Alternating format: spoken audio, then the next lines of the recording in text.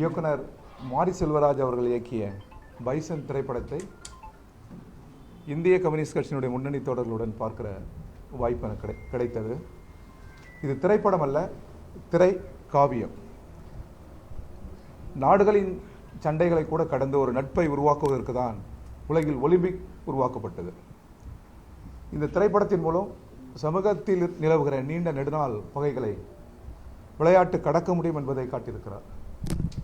விளையாட்டு உடற்கல்வி மட்டுமல்ல, அது ஒரு சமூக கல்வியாகவும் பரிணமிக்க முடியும் என்பதை இந்த திரைக்காவியத்தின் மூலம் அவர் பதிவு செய்திருக்கிறார். சமூக யதார்த்தங்களை வாழ்வியலுடன் இணைத்து இந்த திரைப்படம் ஒரு உரையாடலை துவக்கி இருக்கிறது. சமூகத்தில் கெட்டி தட்டி போயிருக்கிற அறிவியலுக்கு புறம்பான, பகுத்தறிவுக்கு புறம்பான, சுயமரியாதைக்கு புறம்பான யாவற்றையும் இந்த திரைப்படம் கேள்விக்குள்ளாக்குகிறது. இது திரைக்கல்வி, திரைப்படம் அல்ல. எனவே எல்லோரும் இதை பார்க்க வேண்டும், உரையாடலை துவக்க வேண்டும்.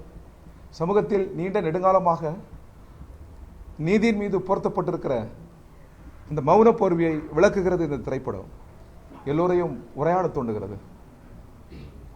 இது எல்லையை கடந்து மானுடத்தை அன்பால், நட்பால், உழைப்பால், விளையாட்டால் அணைத்துக் கொள்ள முடியும் என்கிற இந்த திரைக்காவியத்தை எல்லோரும் பார்க்க வேண்டும் என்று இந்திய கம்யூனிஸ்ட் கட்சியின் தமிழ்நாடு மாநில குழுவின் சார்பில் கேட்டுக்கொள்வதுடன் மாரி செல்வராஜ் அவர்களுக்கும் அவருடன் ஒத்துழைத்த அத்துணை திரை தோழர்களுக்கும் மீண்டும் இந்திய கம்யூனிஸ்ட் கட்சி தமிழ்நாடு மாநில குழுவின் சார்பில் நல்வாழ்த்துக்களை தெரிவித்துக் கொள்கிறேன். வணக்கம். தமிழகம் மாதிரியான சமூக சூழல் இது மாதிரியான படங்களின் தேவை எவ்வளோ அதிகமாக இருக்குது? தொடர்ச்சியாக இது மாதிரியான படங்கள் எவ்வளோ தேவை? இல்லை, வேணும். நம்முடைய சமூகம் வெறும் வர்க்கங்களாலான சமூகம் மட்டுமல்ல, ஜாதிகளாலான சமூக அமைப்பு. ஜாதி பகுத்தறிவு அல்ல, அறிவியல் அல்ல.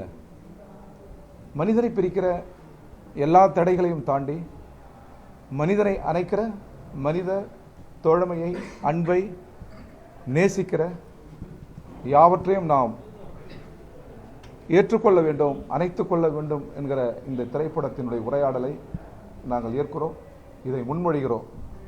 இது தொடர வேண்டும் என்று விரும்புகிறோம்.